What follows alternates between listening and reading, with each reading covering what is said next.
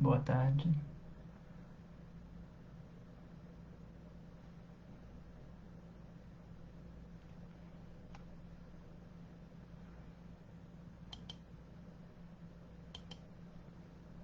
Boa tarde a todos.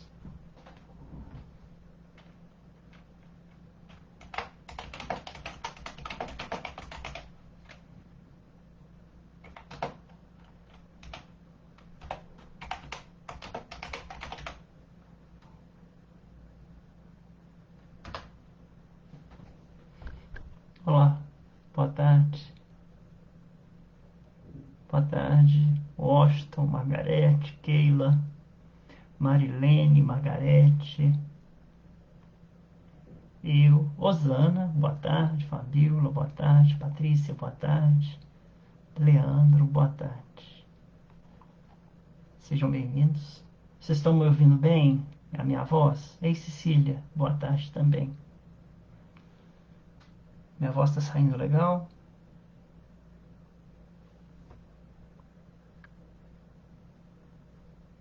A paz do Mestre Jesus esteja com todos.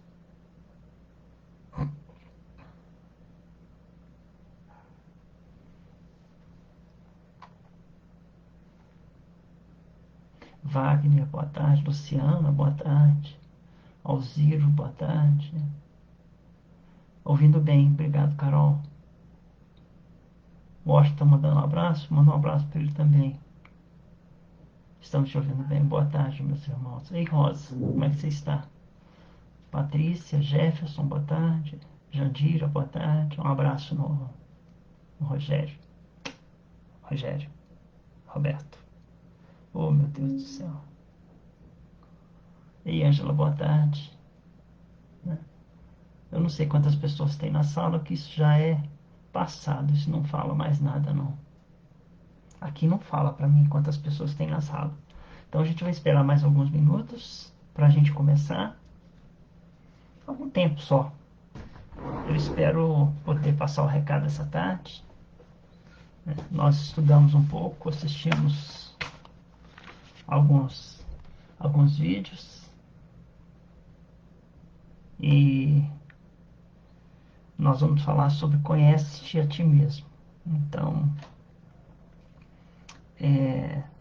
eu espero que quando vocês saírem daqui, né, dessa live, como chamo, a gente tenha pelo menos a compreensão da nossa necessidade de mudar.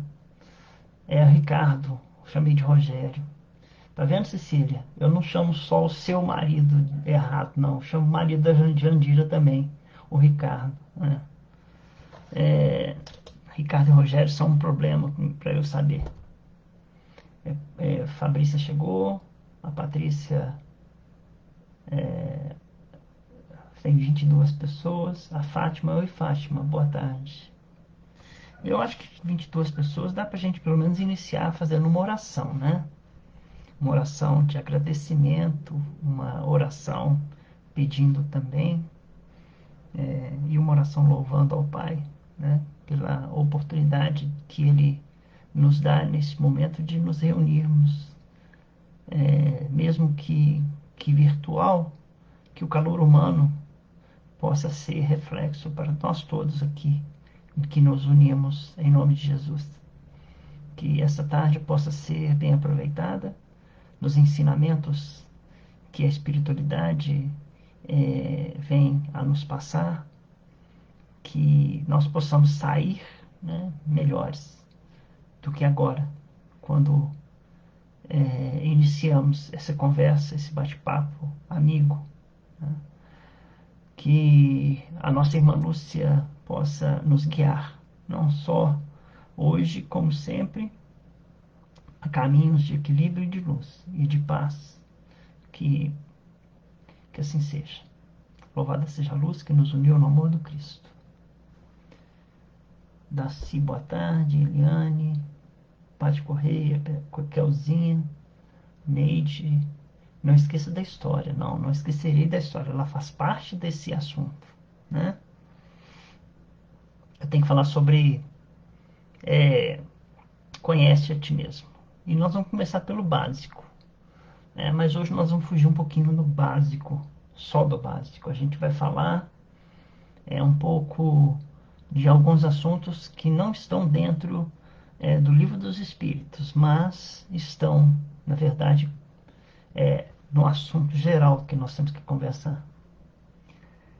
Fala sobre a pergunta 919 do Livro dos Espíritos, é onde a gente inicia a nossa conversa hoje. O Livro dos Espíritos fala assim: qual é o meio mais prático e eficaz que tem o homem de melhorar nesta vida e de resistir à atração do mal? Essa resposta foi dada por Santo Agostinho e diz assim: um sábio da antiguidade vou-lo disse, conhece-te a ti mesmo. Aí o Allan Kardec, né, ele pergunta para o Santo Agostinho, o item A, que fala assim: conhecemos a sabedoria dessa máxima, porém a dificuldade está precisamente em cada um conhecer-se a si mesmo. Qual o meio de consegui-lo? E aí o Santo Agostinho fala uma história que nós já conversamos, que eu acho que é uma grande parte daqueles que estudam o Espiritismo, eles já conhecem a história de Santo Agostinho, que ele fala assim: ao fim do dia, interrogava minha consciência, passava em revista tudo o que fizera. Então, ele, na verdade, antes de dormir, então, ele chegava e falava assim: o que eu fiz hoje para fulano ou para ciclano, se aquilo ofendeu ou não, e ele passava em revista tudo, tudo que ele fizera, e se por acaso ele achasse alguma coisa a corrigir, ele imediatamente não deixava, né? Ele já no dia seguinte já corrigia. E foi assim, ele termina esse texto, né, que é grande, eu não vou ler aqui. E foi assim que eu comecei a me conhecer. Então tá. E a partir daí, nós vamos contar duas histórias para vocês. E depois nós vamos voltar, né, a, a conversar sobre reforma íntima. Eu não sei aqui quem assistiu o filme Divaldo, O Mensageiro da Paz. Quem assistiu deve ter gostado.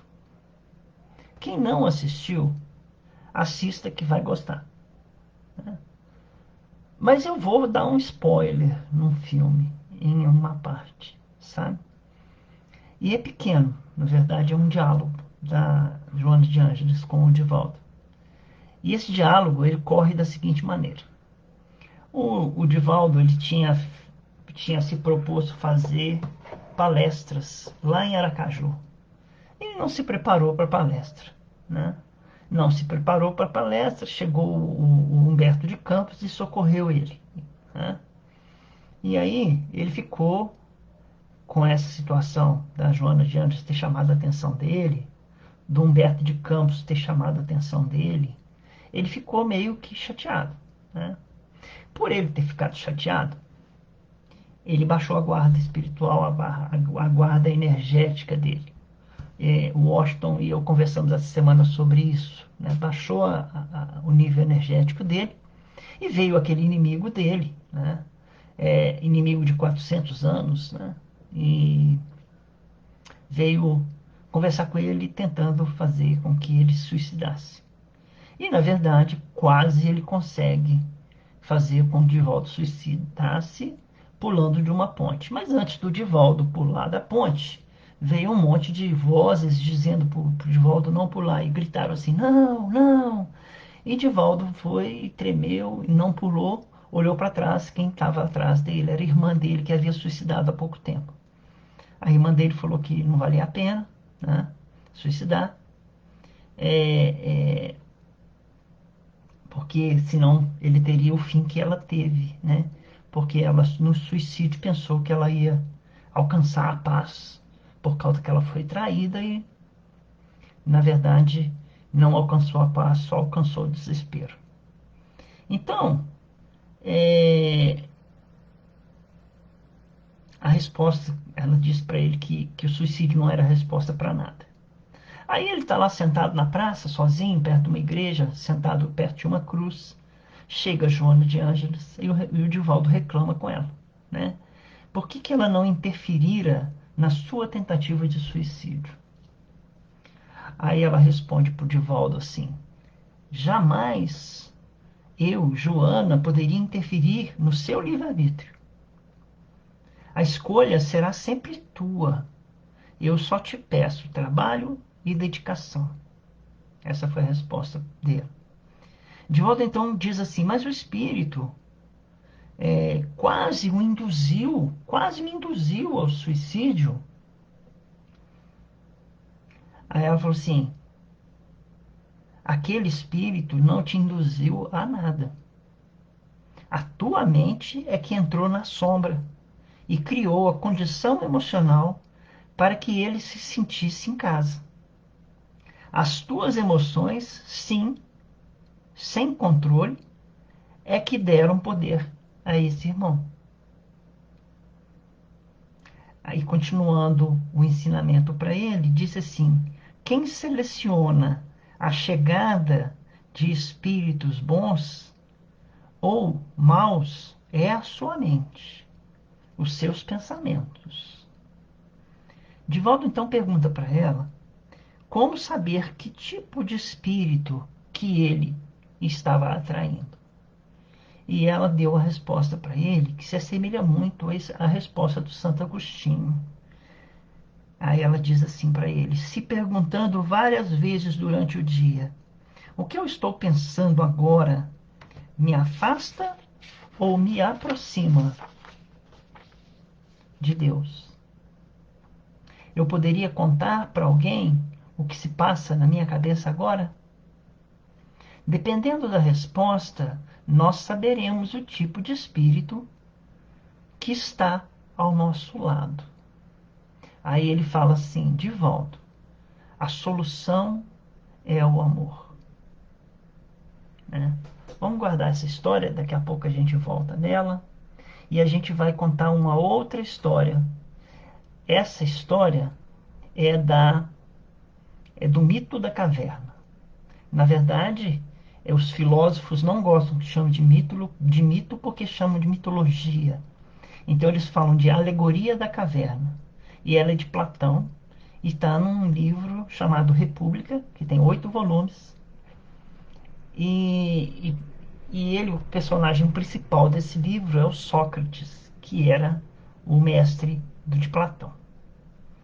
E o mito da caverna, que eu vou chamar assim, né, ele conta a história, né, a alegoria de que Sócrates imaginou que havia uma caverna onde moravam dentro da caverna várias pessoas desde a vida toda. Só que eles tinham um problema. Eles ficavam bem lá no fundo da caverna, amarrados e algemados, mas só de face para as paredes da caverna. E não tinham acesso à luz que passava lá atrás.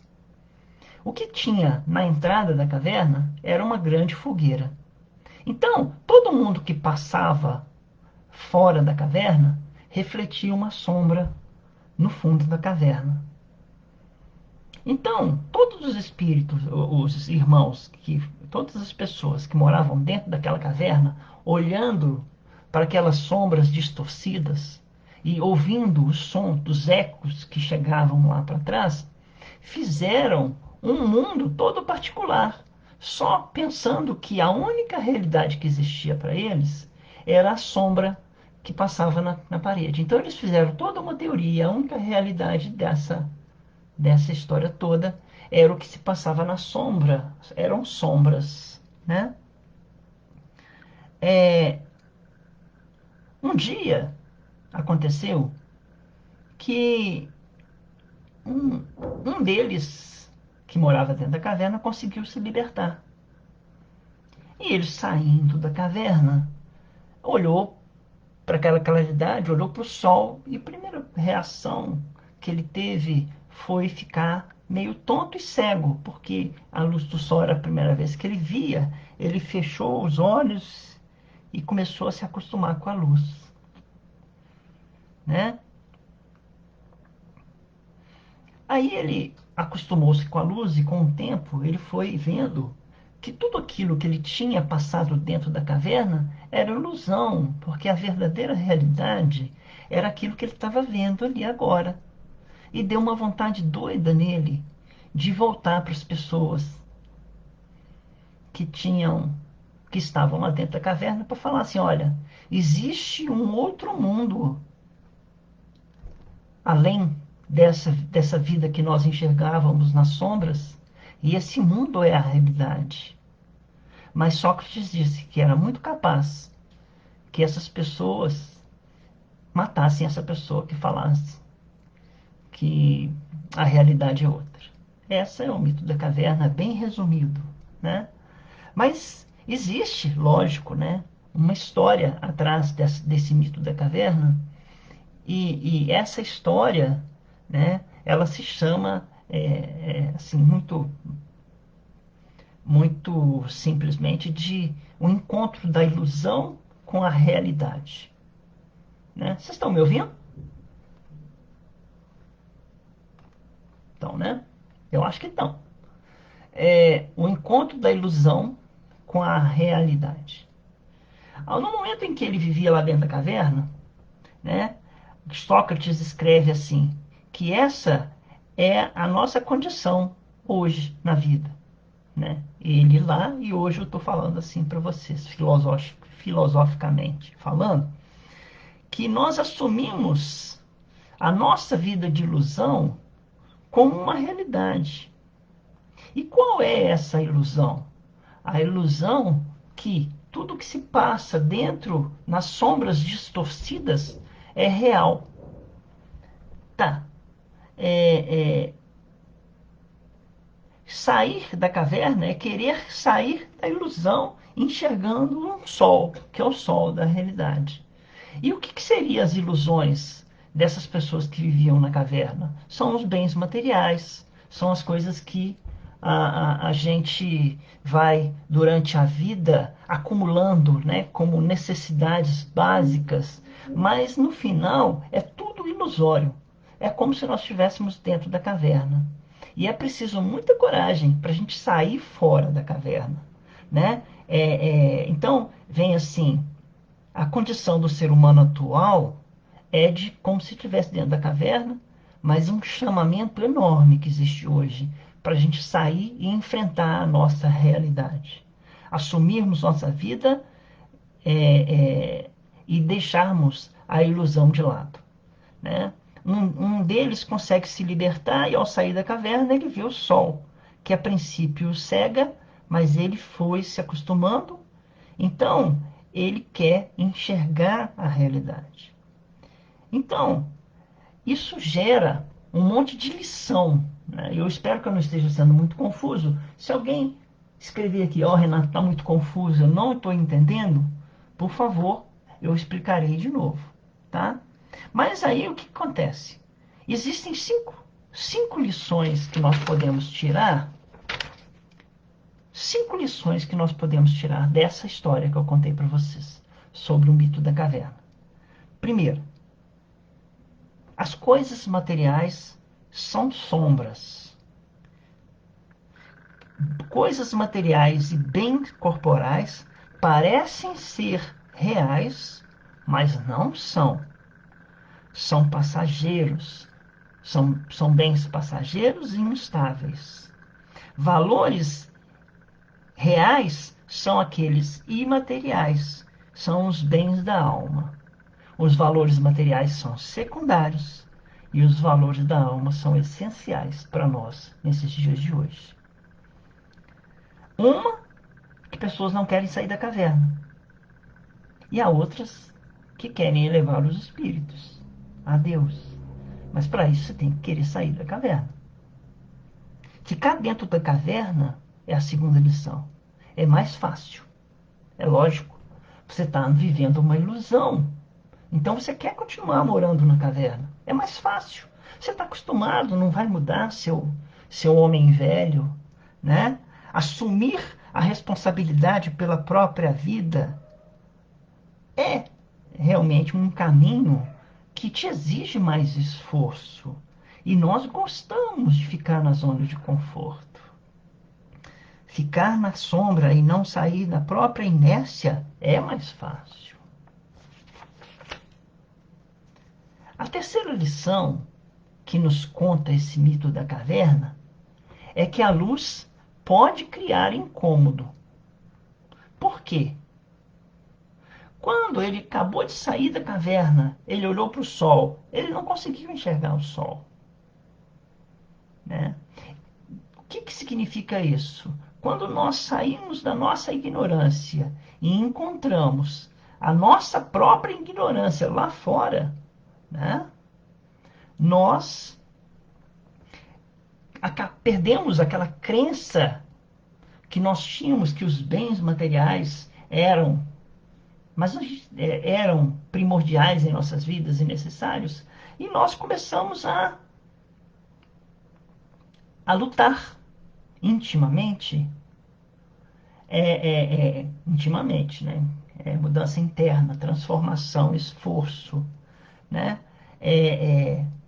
Porque é o que Jesus diz, né? É o homem velho morrendo para um homem novo nascer, no mesmo lugar onde o homem velho mora. Então, quer dizer, não morre nenhum nem outro, ele se transforma, né? É, o, o, o, Porque nós, na caverna, acreditávamos que tínhamos a luz, que era a fogueira.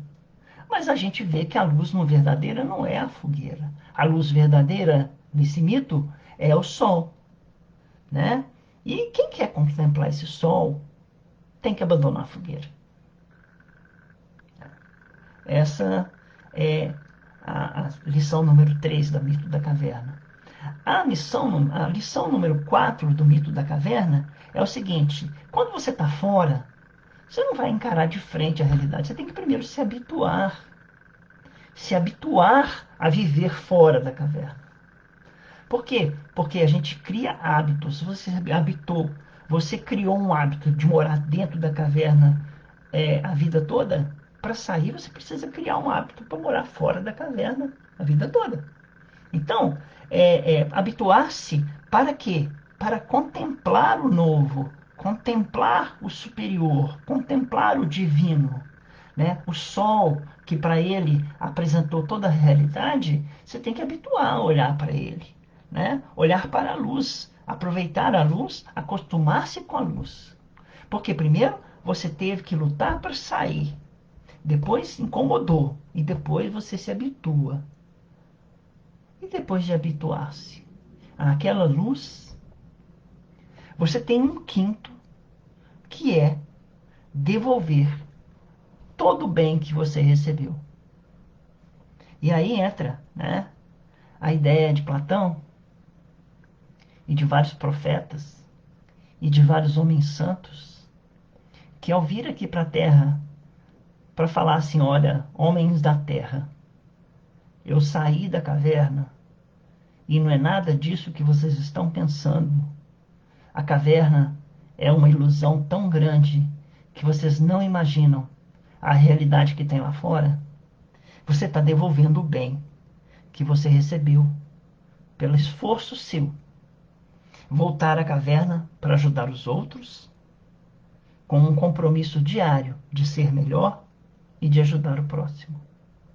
Esse é uma história, né, em que aquele que vem e sai tem de voltar e buscar outras pessoas. Né? Sim, seu Washington, sair da zona de conforto dói pra caramba. Né? Aquele que enxergou o verdadeiro bem deverá correr o risco. Aí eu pergunto para nós que estamos aqui, somos de um grupo que eu suponho seja totalmente espírita. Né? Nós estamos tendo a oportunidade de conhecer o bem, mas nós temos que ter também a necessidade de devolver o bem. Nós estamos dispostos a correr esse risco? Né? A correr o risco de sair do homem velho e virarmos homens novos, nós estamos querendo correr o risco de, de deixarmos de ser panos velhos e virarmos panos novos, né? É, nós estamos dispostos a dar um novo sentido à nossa vida? Esse é o mito da caverna bem explicado, né? É o mito da caverna e é também o conhece a ti mesmo de Santo Agostinho. Santo Agostinho, ele ia e conhecia os defeitos dele, sabe? Eu descobri uma nova maneira agora está fora da palestra, tá? Assim, ainda tem palestra, mas agora isso que eu vou contar para vocês é novidade. Eu mesmo não sabia que eu ia falar isso agora, não.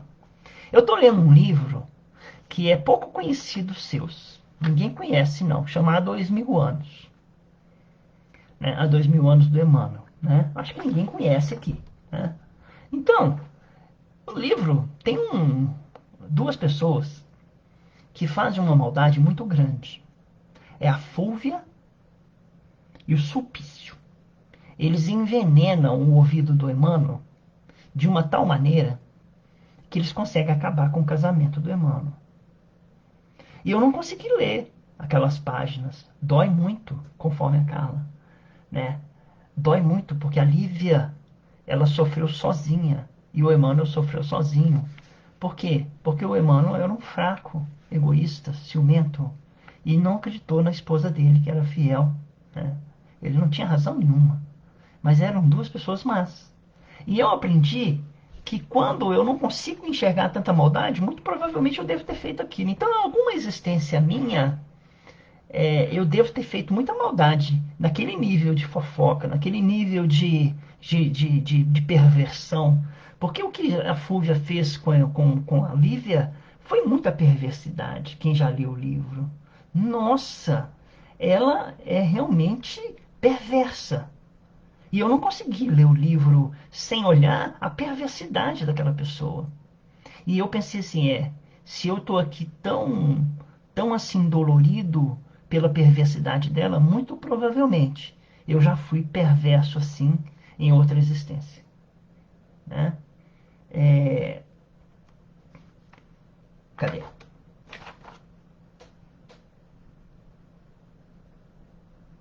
É, olha que nós está faltando pouca coisa para terminar a palestra.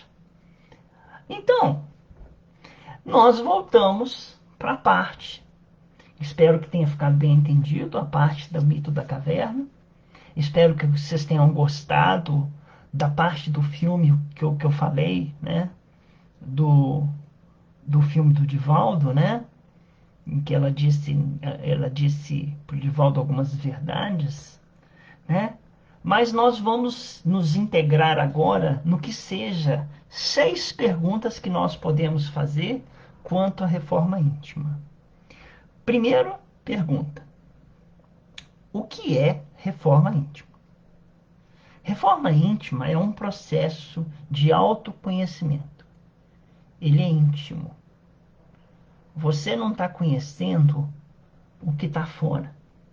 O seu processo de autoconhecimento é interior. E para isso, você precisa buscar dentro de você vícios, defeitos e até qualidades. Porque você tem que saber que você tem vícios, tem defeitos, mas também é possível de fazer coisas boas, qualidades, né? O que é, então, né? Por que fazer reforma íntima? Porque reforma íntima é libertar-se das imperfeições. Quando a gente faz uma reforma íntima e você conhece que é imperfeito em determinados pontos, então, por exemplo, se eu sei que me dói tanto aquela parte do livro do Emmanuel, há 2000 anos, que aquilo ali que foi feito uma fofoca para destruir a vida de uma pessoa, eu sabendo que aquilo me causa tanto horror e que posso ter feito isso num passado, e é por isso que talvez hoje eu seja palestrante, né? Que eu não largue a minha palestra de jeito nenhum, tentando fazer palavras boas onde antigamente existiu palavras ruins, onde de antigamente eu posso ter matado através da palavra, eu posso ter tirado vidas através da palavra, sobre comandos e etc. Hoje eu tenho a oportunidade de usar a voz, né, para fazer o bem. Eu posso ter feito a voz para fazer o mal no passado. Então, é um processo de libertação. É aquele irmão que estava dentro da caverna, algemado para a parede e de repente consegue soltar as algemas e sair. É esse o convite. Saia das suas algemas, pare de olhar a parede e vá ver o sol lá fora para você ver como que ele brilha direito. Livre-se das suas ilusões e caia na sua real. O real está lá fora. Mas só que para você encarar lá fora, você tem que saber encarar aqui dentro. É necessário. Então nós recebemos o que é e por quê. Para quê? É a terceira pergunta. Para que a reforma íntima? Para transformar o homem em um ser melhor. Voltando ao filme do Divaldo, né, que eu novamente repito, assistam quem puder assistir, por favor.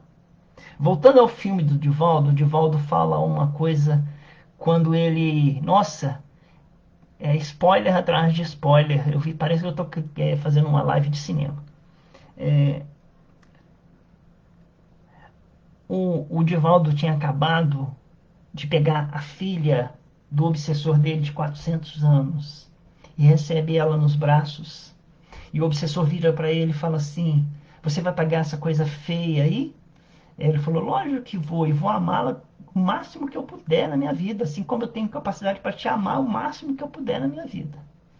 Aí ele fala assim: Mas ela é. Aí ele fala assim: Ah, eu sou capaz de te amar, não sei o quê. Aí ele fala assim: Ah, mas eu sou mal ainda, eu não tenho capacidade. Aí ele fala uma frase assim: Para quê, né? Não se trata de colocar a máscara do bem, é retirar a máscara do mal, porque o bem sempre esteve e está dentro de nós. Então, para quê? Para que nós consigamos não colocar a máscara do bem quando nós vamos para o centro espírita. Não, nós temos que tirar a máscara do mal e sermos o que somos, filhos de Deus. Essência divina, que nós vamos falar lá na frente ainda. Nós somos essência divina. Então nós não somos a essência má. Nós somos espíritos bons, que estão perdidos na ignorância. Ao invés de tirarmos e colocarmos uma máscara dentro de um centro espírita que somos bonzinhos, a gente tira a máscara que somos mauzinhos e viremos espíritos bons de real, na realidade. Por isso que você responde, para quê? Né? A quarta pergunta é: onde fazer a reforma íntima? Dentro de nós. Nada de pintar paredes do lado de fora. Se trata de derrubar as paredes interiores. Se você tiver que construir uma casa, pode pintar por fora e continuar a imundície por dentro, igual Jesus disse. São túmulos caiados de branco por fora, cheios de podridão por dentro. Né? Olha lá os hipócritas que fingem ser o que não são. Não. Onde fazer é dentro de nós. Se você tiver que tirar uma parede, tire, construa de novo. Se você tiver que construir seu alicerce novamente, construa de novo. Faça e comece do alicerce. Faça igual Jesus, que falou das ondas. Aquele que construiu a sua casa na rocha, aquele que construiu sua casa na, na areia. Veio a chuva e levou. E ele tem que construir novamente na rocha. É esse o convite. A reforma íntima é onde, dentro de nós, se começa do alicerce, porque muita coisa precisa ser derrubada, né? Muita coisa precisa ser refeita, começada do zero novamente. Quando fazer? É a pergunta número 5. O momento é sempre o agora, não é amanhã. Ontem já passou. É agora. É assim que você começar a pensar sobre é, é, é, eu preciso fazer, já está começando a fazer, mas precisa de vontade. não nasce, né? É um meio caminho para a nossa reforma íntima, porque mais precisa da vontade, tá, Sandra? Precisa de ter uma vontade muito forte, porque o homem velho, não ignorem o homem velho, viu? O homem velho é forte mesmo. O homem velho é forte. Ele carrega as ilusões poderosas, né? E às vezes as ilusões da gente, segundo filósofos e autores espíritas, muitas vezes são. A Carla vai entender muito bem o que eu estou falando. Muitas vezes nossas ilusões se derramam e caem é, perto de um divã. 5 anos fazendo terapia e derrubando todas as ilusões da vida. Bom, e agora, como fazer? Eu, eu tenho uma resposta básica? Tem. Mas eu não concordei muito com a resposta básica, né? Porque ele falou assim, o autor, né? Falou assim, como fazer? Procura um centro espírita. Mas e se eu não for espírita? Né? Bom, Silva, boa tarde. Depois você assiste, né? Você está chegando agora, participa do final, tá bom demais da conta, eu fico feliz que você entrou. Aí depois você assiste do início, né? É, é, é. Como fazer? Procurar ajuda, por exemplo, na doutrina espírita. Mas se você não for da doutrina espírita, existem muitos grupos, né? Existem muitos grupos de autoajuda, né? Eu tenho uma prima que tem um problema, né? E ela participa de dois grupos, né? Mulheres que amam demais, dependentes de amor e sexo, ela participa desses dois números, desses dois grupos. E ela disse que participar desses grupos para ela, né, foram de muita grande ajuda, porque um apoia o outro, sabe? Um apoia o outro. Participando dos estudos, né, já é uma grande ajuda. Né? Quando você lê uma obra e conversa com outras pessoas sobre essa obra, né, você está, queira ou não queira, né, participando de um auto, praticando o autoconhecimento, né? Quando eu vou comentar sobre esse livro, por exemplo, há 2000 anos, esse livro me trouxe muito boas recordações, né? E muito más recordações, porque eu não consigo ler uma página do livro lá, eu não consigo ler, eu pulo ela, porque é muita maldade, então eu pulo ela.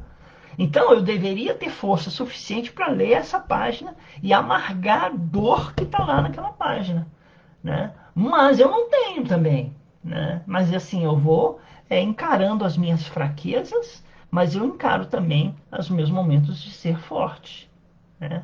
E queira todos nós temos um momento de fraqueza e um momento de sermos fortes, né? Então é, fazendo terapia, né? Eu já falei sobre terapia aqui, que ajuda bastante, meditação, né? Participando de grupos. Então, desse ponto todo que nós conversamos, eu acho que eu consegui passar para vocês a ideia que eu queria passar. Eu não trouxe nenhuma solução, porque a solução nasce dentro da gente mesmo, né? O nosso maior desafio. E eu separei um texto do livro essa madrugada, né? Eu fiquei lá, eu gravei no meu celular o filme, né? Assim, a frase que ela diz, né? Gravei assim, escrevi no papel, né? Essa madrugada eu fiquei transcrevendo e ela tá no Face, né? Já fizeste a tua parte. O Divaldo acaba de adotar a menina, né? A menina que ele esperou 400 anos para chegar nas mãos dele, para tirar o obsessor de ser inimigo e o obsessor passar a ser um companheiro de jornada dele. A Joana chega perto dele e diz assim: Divaldo, já fizeste a tua parte. Não te preocupes mais e siga amando, que ao final dessa jornada, ao olhares para trás, perceberás que as pessoas, os problemas e mesmo esse mundo nunca existiram como tu os via. Eles só foram colocados em torno de ti para te dar a oportunidade de evoluir enquanto espírito.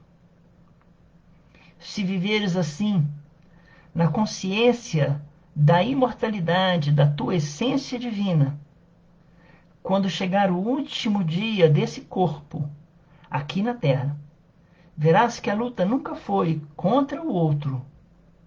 O tempo inteiro foi entre você e você mesmo.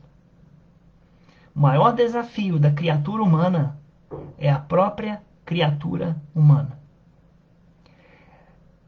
Nós já estamos indo para 40 minutos, mas eu preciso fazer um comentário sobre esse texto. Quando ela fala assim, se viveres assim na consciência da imortalidade da tua essência divina, então ela não trata o Divaldo nem como Divaldo e nem como espírito Divaldo. Ela trata da essência divina que mora no Divaldo, que é um ponto de luz, que é o espírito puro, incorpóreo. Então, na consciência da imortalidade, porque o que sobrevive ao corpo e sobrevive ao perispírito é essa essência divina. Quando chegar, essa essência divina verá que nunca foi como outro. Tudo que nós vivemos aqui, segundo ela diz, esse mundo nunca existiu como tu o via. É tudo ilusão. Nós vivemos num mundo de ilusão. E quando nós chegamos lá, nós encontramos a realidade. É essa realidade que o Espiritismo ajuda a gente já a começar a enxergar a partir daqui. Né? Esses dias eu tive um papo bom com o Washington, né? O Washington, eu escrevi Washington da Neide. Com o Washington da Neide, né? É isso, a gente começa a encarar as nossas imperfeições e com isso a gente se torna perfeito. A gente vai começando a ser perfeito. Não que a gente se torne perfeito, mas o autoconhecimento ajuda, né? E a frase final não é conhece a ti mesmo, é conhece a ti mesmo e conhecerás o universo e os deuses. Essa frase é de antes de Sócrates. Então, essa frase é conhece a ti mesmo e conhecerás o mundo, Deus e tudo que ele pode nos fazer de bom e nos trazer benefícios. Tá bom, meus irmãos? Uma boa tarde para vocês. Que Deus possa nos encaminhar nessa semana com mais equilíbrio e luz. Agradecemos a espiritualidade que nos tem acompanhado a todos e pedimos proteção em nossos lares para aqueles que saem para trabalhar e para aqueles que ficam em casa, para aqueles que necessitam sair de seus lares e para aqueles que precisam ficar em suas casas. Que nosso Pai possa acompanhar a cada um de nós em nossa jornada terrestre. Que assim seja. Muito, muito obrigado. Uma boa tarde para vocês. E fiquem com Deus. Espero ter passado o recado. Boa tarde para vocês. Muito obrigado, viu? Fiquem com Deus. Dá licença que eu vou desligar.